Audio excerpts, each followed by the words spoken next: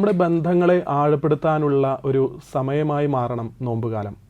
നമുക്ക് വീടിനുള്ളിൽ തന്നെ പരസ്പര ബന്ധങ്ങളുള്ള ഒരുപാട് പേരുണ്ട്. എന്നാൽ ഈ ബന്ധങ്ങളിലായിരിക്കുമ്പോഴും ഒറ്റപ്പെടലിൻ്റെ വേദന അനുഭവിക്കുന്ന മനുഷ്യരെ നമുക്ക് കാണാൻ കഴിയും. അത് ആരോടെങ്കിലുമൊക്കെ എന്തെങ്കിലും പറയാനായിട്ട് സാധിക്കാത്ത വിധത്തിൽ വേദന അനുഭവിക്കുന്നവർ, ആരും മനസ്സിലാക്കുന്നില്ല, വീട്ടിലുള്ളവർ മനസ്സിലാക്കുന്നില്ല, അല്ലെങ്കിൽ അവരുടെ വാക്കുകളിൽ ഞാൻ പലപ്പോഴും വേദനിച്ചു പോകുന്നുണ്ട് എന്നൊക്കെ വന്ന് പറയുന്ന വ്യക്തികളെ കണ്ടിട്ടുണ്ട്. കുടുംബം, വീട് എന്നൊക്കെ പറയുന്നത് ഈ ബന്ധങ്ങളുടെ സ്നേഹത്തിൻ്റെ ഒക്കെ ഊഷ്മളത അനുഭവിക്കേണ്ട ഒരു ഇടമാണ്. മർക്കോസ് എഴുതിയ സുവിശേഷത്തിൽ നമ്മൾ കാണുന്നുണ്ട്, പിശാച് ബാധിതനെ സുഖപ്പെടുത്തുന്ന ഈശോ. പിശാച് ബാധിതന് വന്ന് പറയുന്നത് എന്താണ്? ചോദിക്കുന്ന ചോദ്യം ഇതാണ്, നിൻ്റെ പേരെന്താണെന്നുള്ളതാണ്.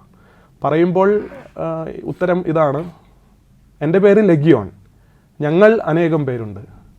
അത് ആ പറച്ചിലിൽ തന്നെ എന്തോ ഒരു പ്രത്യേകതയുള്ളതായിട്ട് നമുക്കറിയാം. എൻ്റെ പേര് ലെഗിയോൺ എന്നും ഞങ്ങൾ അനേകം പേരുണ്ടെന്ന് പറയുമ്പോൾ അയാളുടെ ഉള്ളിൽ തന്നെ ഒരു ഡിവൈഡഡ് പേഴ്സണാലിറ്റി ഉണ്ട്, വികലമായിട്ടുള്ള ഒരു വ്യക്തിത്വമാണത്. ഞാൻ ഒന്നല്ല അനേകം പേരാണ് എന്നൊക്കെ പറയുക എന്ന് പറയുന്നത് ഒരാളുടെ ഉള്ളിൽ അനുഭവിക്കുന്ന ഒരു ആത്മസംഘർഷത്തിൻ്റെ ഒരു അനുഭവമാണ്.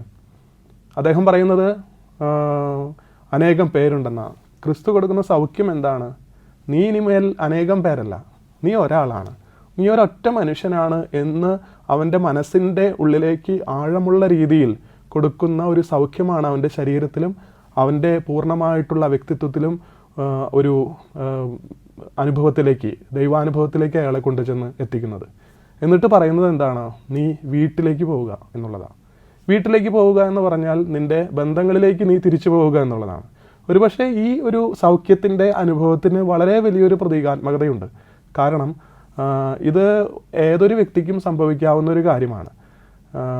പിശാച് ബാധിതൻ എന്ന് പറയുമ്പോൾ പോലും അത് വ്യക്തിപരമായ മാനസികമായ സംഘർഷത്തിൻ്റെ, ഒറ്റപ്പെടലിൻ്റെ, ഏകാന്തതയുടെയൊക്കെ അനുഭവത്തിലൂടെ കടന്നു പോകുന്ന ഒരു വ്യക്തിക്ക് ഉണ്ടായേക്കാവുന്ന മാനസികാവസ്ഥയാണ് അത്.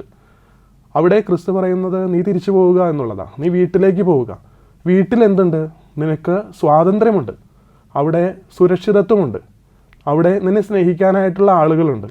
അവിടെ ചെല്ലുമ്പോൾ ഒരു വ്യക്തിയിൽ നിന്ന് മറ്റൊരു വ്യക്തിയിലേക്ക്, ഒരാളുടെ ഹൃദയത്തിൽ നിന്ന് മറ്റൊരാളുടെ ഹൃദയത്തിലേക്ക് ഒഴുകുന്ന സ്നേഹത്തിൻ്റെ നീർച്ചാലുകൾ പോലെയുള്ള ആ സ്നേഹ അനുഭവം, സൗഖ്യ അനുഭവം നിനക്ക് ലഭിക്കും. അപ്പോൾ വീടിൻ്റെ ഉള്ളിലാണ് നിൻ്റെ ഈ ഒരു വ്യക്തിത്വം വളർന്നു വരേണ്ടത് എന്ന് ക്രിസ്തു അതിലൂടെ ഓർമ്മിപ്പിക്കുകയാണ്. ഇങ്ങനെ വീടിൽ നിന്ന് മാറുമ്പോൾ ഐഡൻറ്റിറ്റി നഷ്ടപ്പെടുന്ന പോലെ ഉള്ള വ്യക്തികളുണ്ടെങ്കിൽ വീട്ടിലേക്കുള്ള തിരിച്ചുവരവ് അവരുടെ ഐഡൻറ്റിറ്റി പുനഃസ്ഥാപിക്കാനായിട്ടുള്ളൊരു സമയമായിട്ട് മാറണം.